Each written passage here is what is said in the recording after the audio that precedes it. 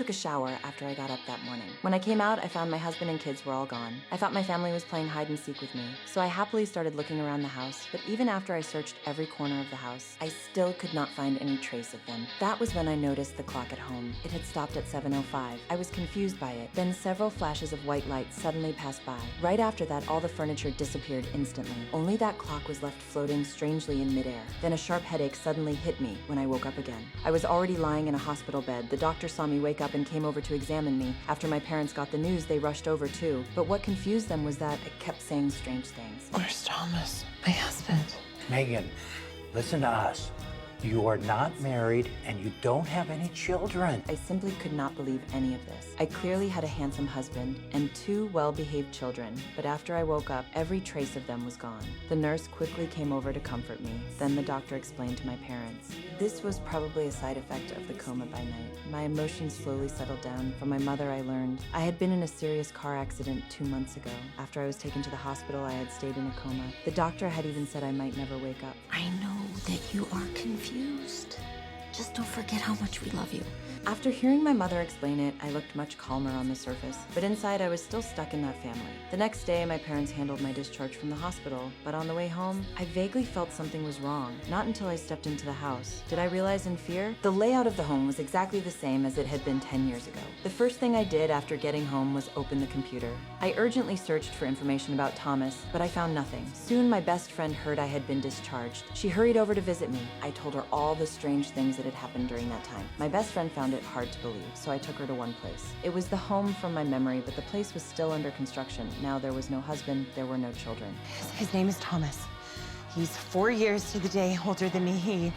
He loves photography, and it's not just a dream. Seeing me on the edge of breaking down, my best friend quickly came over and hugged me to help me tell reality from dreams. My parents insisted that I see a psychologist, but waking up to find my husband and kids gone was something no outsider could understand. Still, my father was firm, so I gave in. After nearly 2 weeks of counseling, I slowly adjusted to the life in front of me, in my parents' eyes. I had already returned to normal. Since those memories were defined as a dream, the only path left now was to move forward. In my memory, my job was being a writer, but this time, I found a job as a photographer's assistant. Then fate played another joke on me. On my first day reporting for work, I saw the person from my memory walking toward me.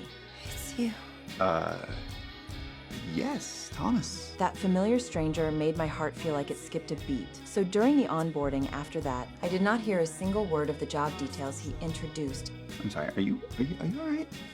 Do you know me? Sorry, no, I don't think so. Just when the atmosphere became awkward, a phone suddenly rang and broke the silence. I took the chance to turn around. I wanted to secretly take a photo of him, but I forgot to turn off the flash. I pretended I was taking pictures of things on the desk to keep Thomas from noticing anything strange. I had no choice but to move the topic back to work if his similar face was only a coincidence. Then what happened the next day felt like a heavy blow. Knocked me completely into another reality. A mother brought 2 children in for photos. Thomas warmly went forward to greet them. What's your name? Jack. Jack, and you?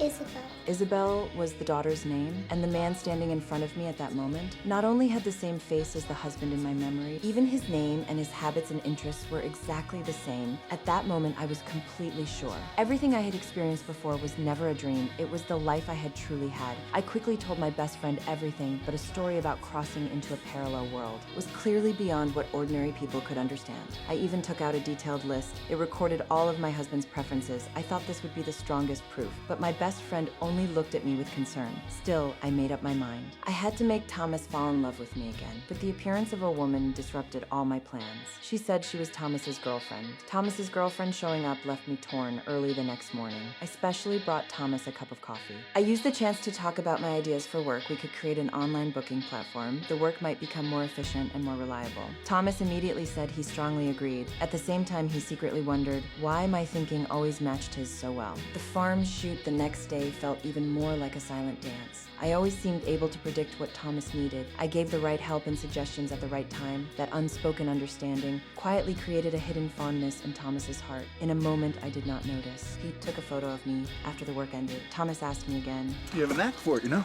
Well, I definitely have an appreciation for it. Just as Thomas said, I had talent in photography only after marriage. The balance of life had leaned toward family. But that day, Thomas's girlfriend came to the studio again. Is Tommy in the middle of a session? Yeah, but you know what? He should be done any minute. I'll just wait then. Okay. Thomas actually did not like people calling him Tommy because only his mother could call him by that nickname. Clearly, Thomas had never mentioned this to his girlfriend, but before long, I received terrible news. Thomas's mother had died from a sudden illness. A strong wave of guilt rushed over me because in my world, Thomas had personally told me his mother died from a sudden illness. If I had found the courage back then, even if I had only warned Thomas vaguely, maybe the tragedy could have been avoided. A few days later, Thomas returned to the studio in a daze. Really sorry for what you and your dad had to go through. He clearly saw it in my eyes, that concern I could not hide by comparison. What his girlfriend said was not very satisfying. You know, in many cultures, death is a celebration of life. It can be a way to acknowledge good things to come. Her words made Thomas feel somewhat annoyed, but the pain of losing a close family member was not something everyone could understand. Thomas did not want to keep listening to his girlfriend, so he used work as an excuse to go back to the photo studio to help Thomas get out of the gloom. After work, I took him to the aquarium. This place had once been the source of my writing inspiration. Then we sat down on a bench. I used the moment to tell a story. I had a dear friend. He lost his mom, suddenly like you. But I think I finally understand that he just missed her.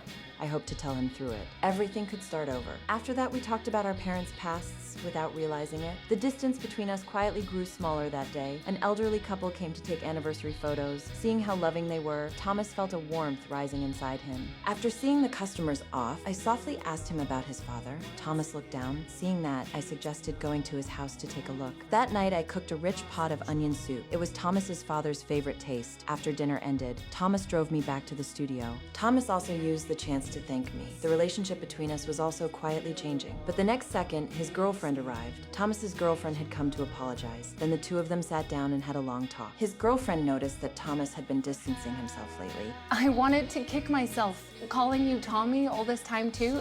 Even your receptionist knew. This confused Thomas. He had never told me about the nickname, but before long, he found the answer. My backpack accidentally slipped to the floor. A note fell out of the bag. The note was packed with writing. It listed all kinds of Thomas's preferences and daily habits. Even the small details of life were recorded clearly before I could react. Thomas had already finished reading it. At that moment, I panicked. I rushed to explain. I said that in our future home, there would be a photo of him in front of the farm warehouse, but to Thomas. That explanation sounded more like an absurd excuse. And you and I, we had this beautiful life together and a beautiful house and two beautiful children. He decided that our meeting was a scene I had carefully planned. The last thin layer between us was torn open. I had no choice but to leave. A hopelessness I had never felt before spread through my whole body back at the studio. Thomas absent-mindedly sorted through old photos. Suddenly, he stopped on one photo. It was the photo he had secretly taken of me at the farm. How exactly did I know about it? Thomas could no longer sit still. He hurriedly got up and went to my house.